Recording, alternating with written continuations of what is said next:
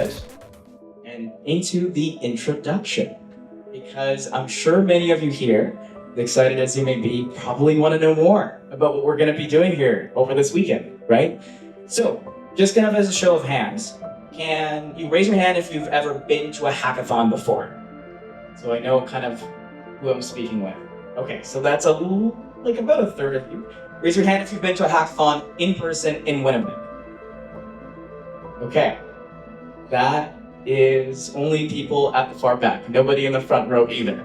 Okay, so I think this is going to be a new experience for most of us here, and that's completely fine. So one thing I just wanted to clarify in the beginning, if you're new to development or hackathons or any of this stuff, that's okay. If you're a well-seasoned veteran, I'm sure there's going to be plenty of moments this weekend that you're also going to be feeling like, whoa, this is a little bit different than I was expecting, and that's okay. That's part of the fun of a hackathon, is everyone coming along for the ride and learning and growing together. I think Winnipeg Tech is something that when you think of like Winnipeg, tech is not the first thing that comes to mind typically, right? That's not what we're known for, but we have such a thriving tech community here. And there's lots of different people that are involved with that, and I think this is a great way to show that to the world. So no matter your skill level, the hope here is that you walk away feeling like you contributed to something meaningful, purposeful, and all of it will get used in the end, okay? And with that, Builders League officially now starts.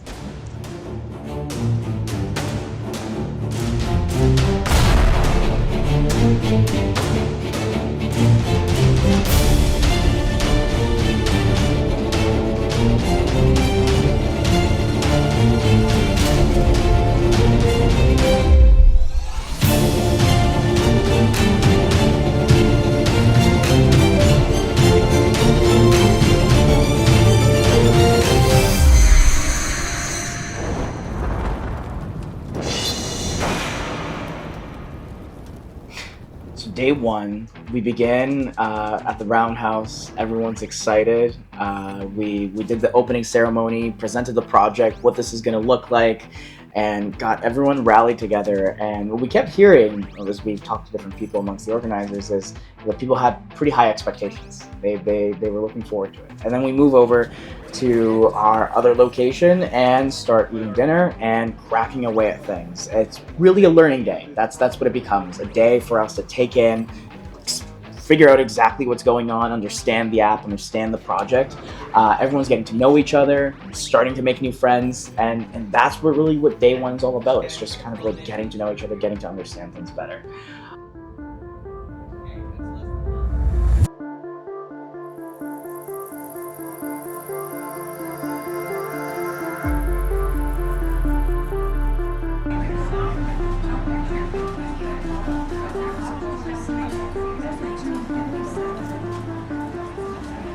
So day two, I think progress is going well. I think we had a bit of a slow start figuring out some of the ways we were all going to work together, but now I feel like we've got a little bit of momentum going here, right? And we're just making this all come together. It's really fun seeing everyone working on their individual issues and them actually getting completed.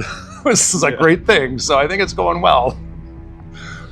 One of the biggest challenges that we've had is integrating the database. So we currently have a group that's working on the database and they've just finished. And now we're going to be trying to implement that and initiate into what we have so far. And the atmosphere here is just great. And I've met people who I never knew before, but looks like we are working in international teams, and every time when we have a coffee or just lunch, we are exchanging opinions, and we've met a lot of new friends here, exchange platforms, we are using tools, tips. So yeah, definitely these 2 days which I'm here already enriched me a lot. So by lunchtime, we had that sketch fully going. That was the first real big hurrah when we all got to see an app that we could, including everyone's code, including everyone's contributions, and started to see the vision. It was starting to look like this was going to work, and we were going to have something at the end of this. Some of the biggest obstacles had to do with communication. So just between the builders and the product managers. For example, they'd be commenting on the different issues on GitHub, but I might not see those because I'd be like talking to someone else and like not really checking my laptop. So I wouldn't see that someone's been having an issue. I guess there will be a couple people that I think you guys will be interviewing, but like the whole idea is just like Okay, so Francis, first of all, let's take turns. There's one more thing that you could add to a hackathon if that was more people or more investment money put into it. What would it be? ooh, what could I would love to see this grow into something bigger and more common, more frequent. You know, we have 70 plus people coming together at certain points, over 100 people in one room across volunteers, participants. But you know, we can make this bigger. We can have this be a 200-person thing. We can have this happen more often. More people can benefit. More nonprofits or different causes can benefit from this. So yeah, no, I would love to see this grow and blossom into something beautiful. Yeah, this definitely does seem like something that eventually will get bigger if it works out. Yeah, I would hope so. That's usually how it goes, right? Yeah, I know that at the beginning you guys wanted to have a purpose, building an app for an organization that has a purpose that really needs this.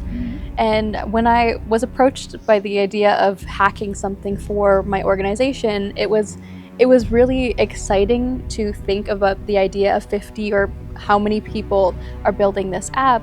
But when I had the idea of what this could do and the potential of this, it just became a dream of mine. And it became less of this is going to happen and more of me just dreaming all of these fantastic ideas. And the more I talked to Jogo and the entire team, it became my reality of this is going to happen. I'm going to be working with all these people to make my dreams become a reality and make reconciliation possible for companies and people all across Canada. So I said yes to not only benefit my organization, but to benefit people all across Canada. Now that you mentioned about a few bumps, what will be the biggest one as like the biggest like hard challenge to go over? I think the biggest one, or there's a couple, but one of the big ones I think is a lot of people are familiar with working what's called an agile methodology, which is one approach to project management.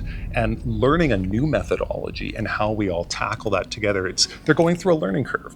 And so once everyone understood that and how we were going to build this project as one big team, and we got past that initial starting gate, if you will, now it's like just working like clockwork. We're kind of moving along pretty smoothly. Yeah. And that is when all the problems quickly started to show up, where, you know, in the afternoon we kept working hard and we got a lot of progress done.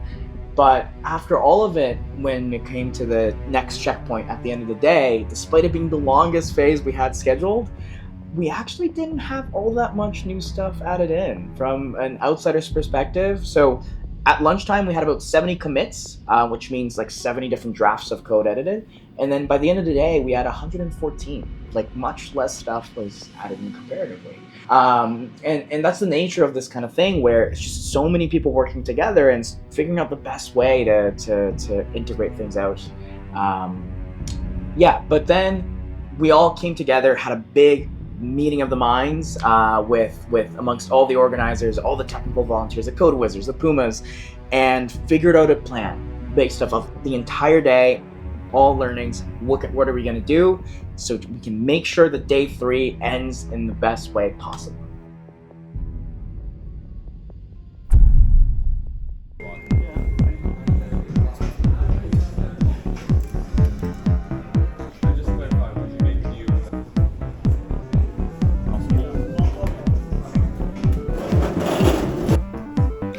Day 3 begins before sunrise, way before, actually right before midnight even, because after we completely reorganized everything and decided what needed to be done, we decided to honestly stay up late. Many of us never even going home, and truly the hackathon spirit, sleeping over and working all the way up past 2 a.m., almost up to 3 a.m. People still, the lights on, with coffee, just working away, because at this point, we're more than just strangers sitting in a room together, trying to code things together. Everyone's learned so many new things, made new friends. We know each other. We're a team. We're all one big group, and we're here to try to make an impact and make it happen.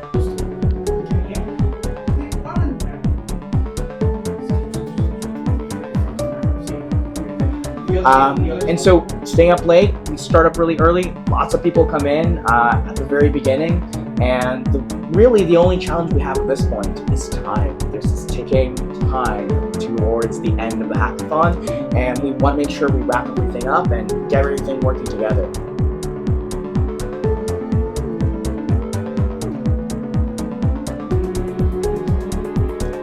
And so everyone's on it. Everyone knows what they need to do.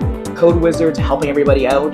The project management angels supporting everyone and making sure nobody is waiting or blocked. And all the developers working away on their things, getting things done. And by the first 3 hours of that day, we had gotten more done than the entire hackathon up until that point. We had completely, it was actually quite fun seeing the Discord with all the little messages coming up and popping up as things went along. And towards, early afternoon, we were hitting 200 commits already.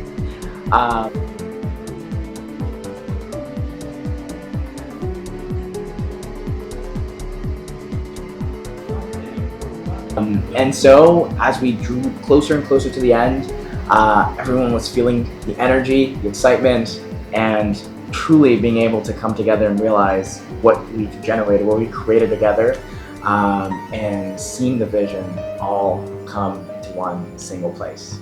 So that's it. Again, thank you very much, everyone. Try out the app. It's over here in the announcements channel in the Discord if you'd like a preview of tomorrow. Have a great rest of your day, and we'll see you tomorrow.